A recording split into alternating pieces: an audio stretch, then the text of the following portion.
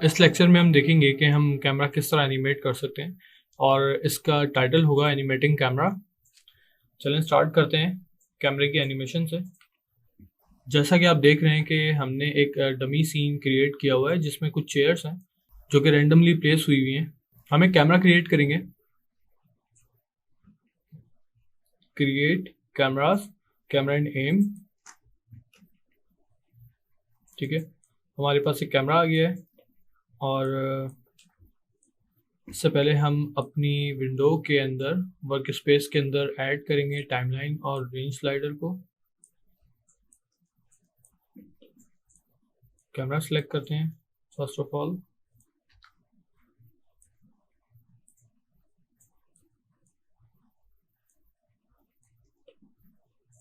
कैमरे का पॉइंट आपने ऑब्जेक्ट के सेंटर में दे दिया जहाँ पे आप करना चाह रहे हैं इसको सेंटर, और कैमरा स्टार्ट करते हैं। एनिमेटिंग कैमरे के लिए जो फिजिबल आपका वर्क अराउंड रहेगा लेआउट के हवाले से, वो सबसे बेस्ट होगा कि आप इसको कॉर्ड व्यू में ले लें।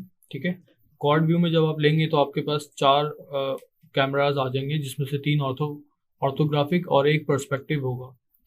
अगर आप देखें तो आप इस व्यू को मूव कर सकते हैं, यानी कि आप इन व्यू में से किसी भी 2 को या तीनों को स्पेस दे सकते हैं कि किसको आप ज़्यादा स्पेस देना चाह रहे हैं, किस में आप मेन काम करना चाह रहे हैं। तो हम यहाँ पे ये करेंगे कि हम जो 2 हैं, लाइक जो नीचे के 2 स्पेसेस होंगे जिसमें ऑर्थोग्राफिक कैमराज हैं, हमें उनकी नीड नहीं है फ़िलहाल इसके अंदर, तो हम इसको ड्रैग करके क्लोज कर देंगे। एक व्यू में हमने अपना पर्सपेक्टिव को ऐसे ही एज इट इज़ रखना है और सेकंड व्यू के अंदर हम पैनल्स के अंदर आके अपने कैमरे को सिलेक्ट कर लेंगे।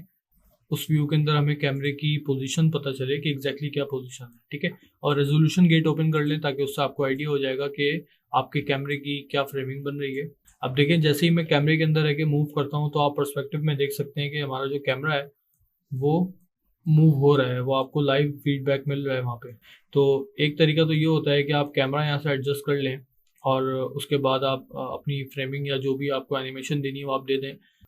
सेकंड ये मेथड होता है कि हम पर्सपेक्टिव के अंदर जाकर अपने कैमरा को अपनी पोजीशन के हिसाब से एनिमेट करें, उसको मूव करें, प्लेस करें। ठीक है, तो मेरे ख्याल से ये ज़्यादा बेहतर ऑप्शन रहेगा अगर आपने किसी पर्टिकुलर चीज़ के अराउंड कैमरा मूव करना है या आपने कोई भी एक सिनेमैटिक टर्न बनाना है, तो उसके लिए सबसे बेस्ट यही ऑप्शन रहता है। ठीक है, तो उसके लिए हम स्टार्ट करते हैं और हम देखते हैं कि हम अपने कैमरे को किस तरह से एनिमेट कर सकते हैं। Let's start. आप अपने कैमरे की पहले हाइट सेट कर लें और इसकी जो फोकल है वो क्या रखना चाह रहे हैं। अराउंड ऑब्जेक्ट्स के फोकल लेंथ जो होती है वो 50 to 60 जो है वो ठीक रहती है। 50 फोकल रखने के बाद मैं अपने कैमरे को एडजस्ट कर रहा हूँ। आपका जो टाइम स्लाइडर है बेसिकली 1 से स्टार्ट हो रहा है और 120 तक जा रहा है, तो ये आपकी फ्रेम रेंज कहलाती है। इस फ्रेम रेंज के अंदर अगर आपने अपने कैमरा एनिमेशन या कोई भी ऑब्जेक्ट एनिमेशन करनी होती है तो आपको सबसे पहले अपना इन और आउट देखना होता है कि आपका इन और आउट क्या है। इन का मतलब ये है कि जो आपका फर्स्ट फ्रेम होगा एनिमेशन का, और आउट का मतलब जो आपका लास्ट फ्रेम होगा। तो कैमरे का इन और आउट जो होगा वो अगर मैं 1 से लेके 120 तक एनिमेशन कर रहा हूँ तो मेरा इन जो होगा वो फर्स्ट होगा फ्रेम और आउट होगा 120। तो मुझे एनिमेशन स्टार्ट करने से पहले अपने कैमरे की फर्स्ट फ्रेमिंग देखनी है कि मेरा जो कैमरा है उसका फर्स्ट फ्रेम कहाँ पर बन रहा है और किस तरह से मैं उसको मज़ीद बेहतर कर सकता हूँ। जो हमारा कैमरा है फर्स्ट फ्रेम मैंने फाइनल कर लिया कि ठीक है मुझे ये कंपोजिशन चाहिए, तो मैं इस फर्स्ट फ्रेम पर आके इसको सबसे पहले की करूँगा। कैमरे की एनिमेशन देने से पहले हमें ये देखना ज़रूरी है कि हमारी जो एनिमेशन की सेटिंग्स हैं वो क्या हैं। अपनी एनिमेशन की सेटिंग्स देखने के लिए हम विंडोज़ पे जाते हैं, सेटिंग प्रेफरेंसेस और देन प्रेफरेंसेस। हमारे पास माया की प्रेफरेंस विंडो ओपन हो गई है। आपके पास लेफ्ट हैंड साइड पे टाइम स्लाइडर का यहाँ ऑप्शन है, इसको आप क्लिक कर लें। आप यहाँ पे देखेंगे टाइम स्लाइडर के ऑप्शन के अंदर फ्रेम रेट आ रहा है, जो कि डिफरेंट फ्रेम रेट्स आपको यहाँ पे मिलेंगे। ये डिफरेंट फ्रेम रेट्स होते हैं डिफरेंट रिक्वायरमेंट के हिसाब से। लेट्स से कि अभी जो सेलेक्ट हुआ हुआ है वो 24 फ्रेम पर सेकंड पे सेलेक्ट हुआ हुआ है।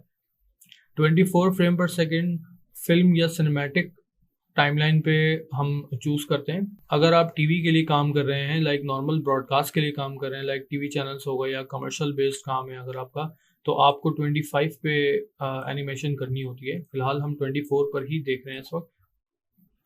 यहाँ पे आप नीचे देखेंगे तो प्लेबैक स्टार्ट और एंड लिखा हुआ आ रहा है, ठीक। इसका मतलब ये है कि हमारी जो टाइम स्लाइडर है वो 1 to 120 यानी कि 1 से लेकर 120 तक अभी फिलहाल एक्टिव है। और टोटल जो हमारे पास फ्रेम है इस सीन के अंदर वो है 1 से लेकर 200 तक, यानी कि 1 to 200। ओके, एनिमेशन स्टार्ट और एंड जो है हमारे पास जो स्लाइडर रेंज है, बेसिकली रेंज स्लाइडर जिसको हम कहते हैं, ये 200 तक मैक्सिमम है।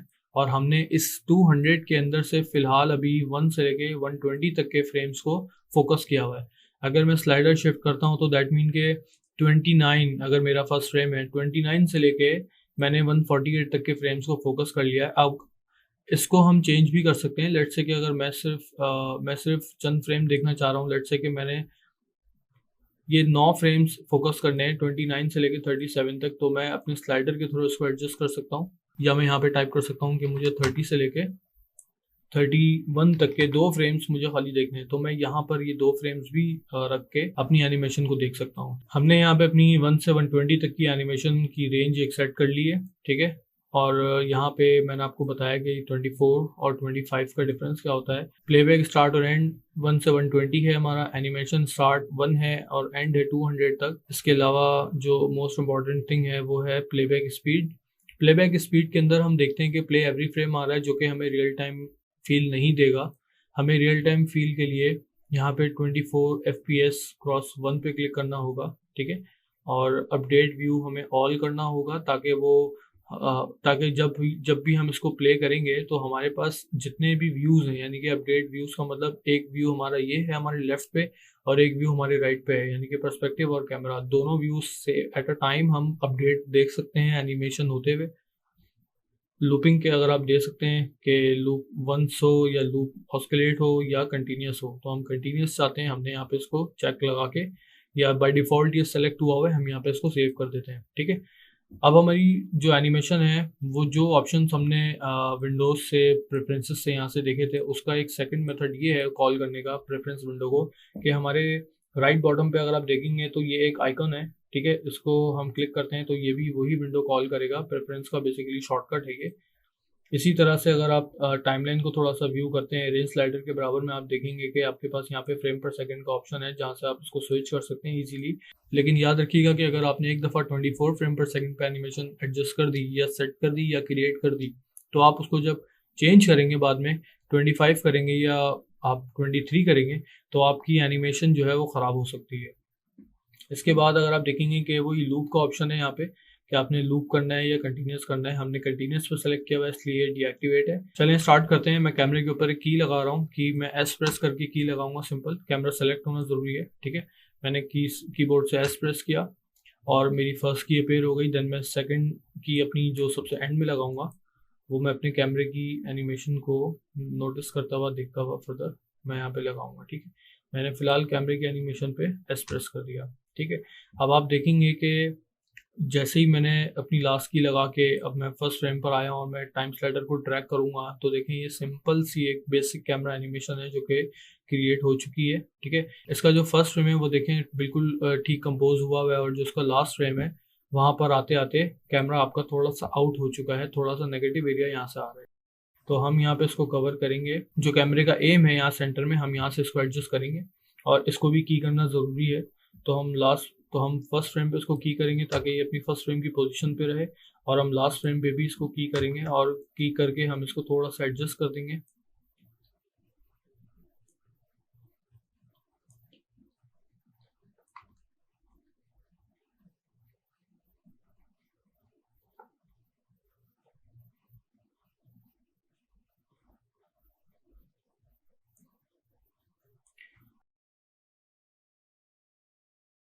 जैसे ही हम अपने कैमरे में थोड़ी सी एडजस्टमेंट करते हैं हमें दोबारा की करनी पड़ेगी, क्योंकि जो भी हमने काम किया होगा और हमने उस पर की नहीं लगाई तो वो सारा का सारा काम या जो भी मूवमेंट हमने की है वो सब ज़ाया हो जाएगी। तो हमें की करना ज़रूरी है, दोबारा से हम की कर देंगे अगेन।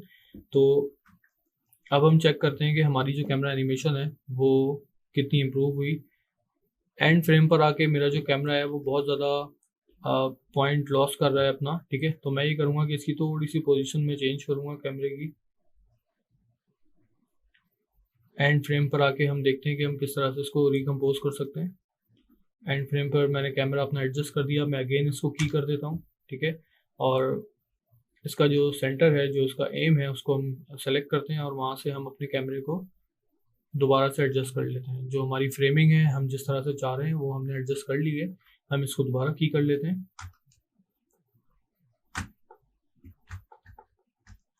ओके, सो अब हम एनिमेट करते हैं कैमरे को अपने। अब आप देख सकते हैं कि हमारी जो कैमरा एनिमेशन है वो पहले से बहुत डिफरेंट है और बहुत बेहतर है। तो ये एक बेसिक कैमरा एनिमेशन है। इसी तरह से आप अपने दूसरे दीगर कैमरे भी आप एनिमेट कर सकते हैं। इसके अलावा आप कैमरा चेंज करके देख सकते हैं कि किस तरीके से आप दूसरे कैमराज भी हैंडल कर सकते हैं। इस लेक्चर में हमने कवर किया कि हम कैमरे को किस तरह एनिमेट कर सकते हैं।